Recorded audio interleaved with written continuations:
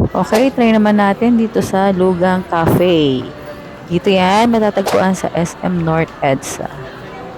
Pero marami na rin siyang mga branches. Pero dito kami pumunta sa SM North. So, yan nga. At pumipili na kami ng aming mga o-orderin. Ayan.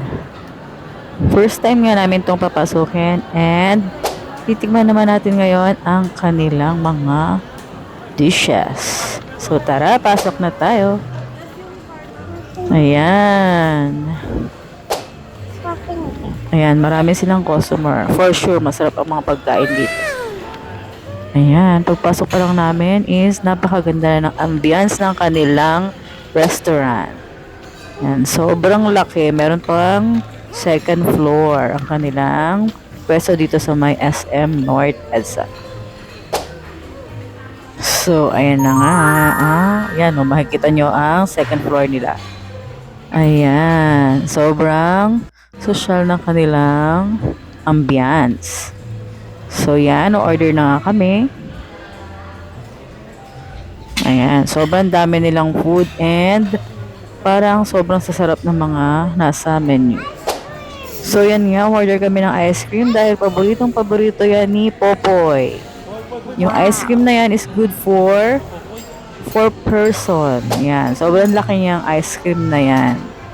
So, pinaserve ko na siya agad-agad. So, agad-agad rin tinikman ni Popoy ang aming ice cream. Ayan. So, ang tawag dyan is mango. So, ayun, nakalimutan ko nga. Pero mango siya. And ito naman ang cranberry with mango. Yan yung drinks ko. And yan naman yung kay Lila, ang kanyang milk tea. So, yan. At sinerve na rin ang Xiaolong Bao.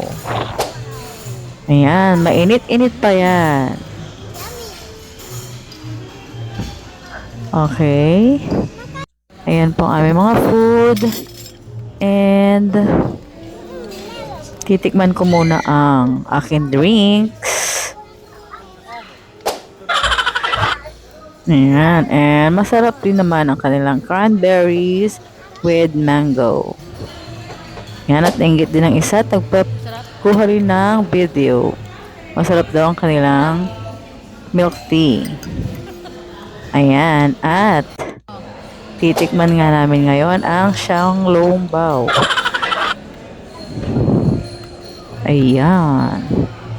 Yung Xiaolong Bao naman nila is masarap. Ayan. Gustong-gusto yan ni Lila, kaya yan ang aming unang in-order.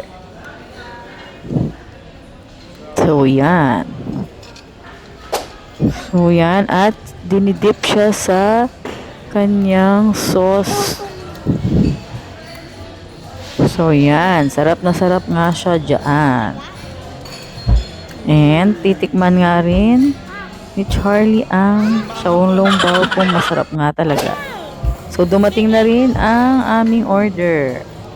Ito yung may rice, good for 4 person. And then, ito naman yung parang pork chop. Red pork chop yata. Pork chop. Yan.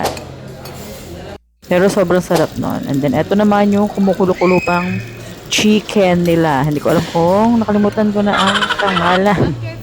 So, yun lamang po. Thank you for watching.